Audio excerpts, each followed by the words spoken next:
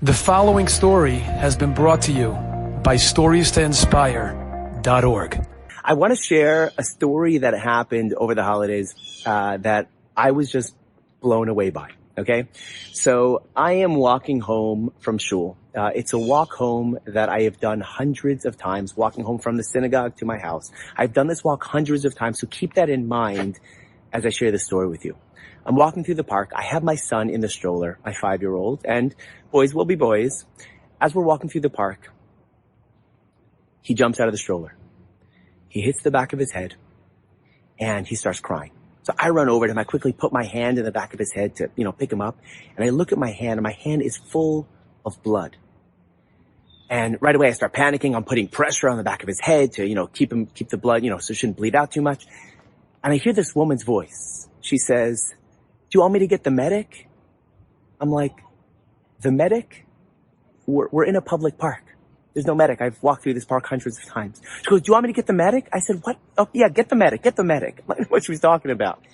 30 seconds later, this woman comes running over. She's got a big red jacket on with the white cross on the whole medic bag. And she starts cleaning the wound and bandaging my son. And I look up and I'm like, what is going on? They're filming a car commercial across the street from this park. Now, apparently, anytime there's a film shoot, you have to have a medic on site. I gotta tell you something. I have walked through this park hundreds of times. Never once has my son fallen out of the stroller. Never once has he hit his head falling out of the never. Hundreds of times. I have walked through this park hundreds of times. Never once has there been a film shoot across from this park. And on the same time, the same day that my son falls out of the stroller is the same day, the same moment that a medic is literally standing across from the park.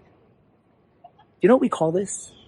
This is Hashgacha Pratis, also known as HP, higher power, divine intervention, call it what you want. This is the Almighty's hand in our lives. And He's always running the world. He's always orchestrating everything in our lives, but so often it's behind the scenes. This was one of those moments, and they're few and far between, but this was one of those moments where you get to see it openly. We just started reading the Torah again. We just started from the beginning, Bereshis. And when we read Bereshis, it's all about how Hashem created the world.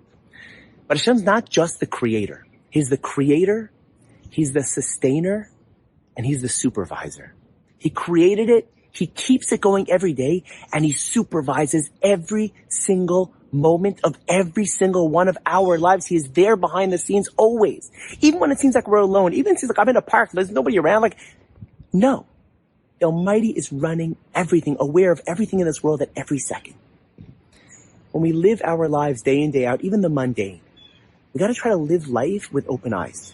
When you live life with closed eyes, you just see life as coincidence. When you live life with open eyes, you begin to see the hand of the Almighty, the hand of Hashem in your life. Try to do it. Try to start living your life, seeing how Hashem is orchestrating everything behind the scenes. Enjoyed this story? Come again. Bring a friend. StoriesToInspire.org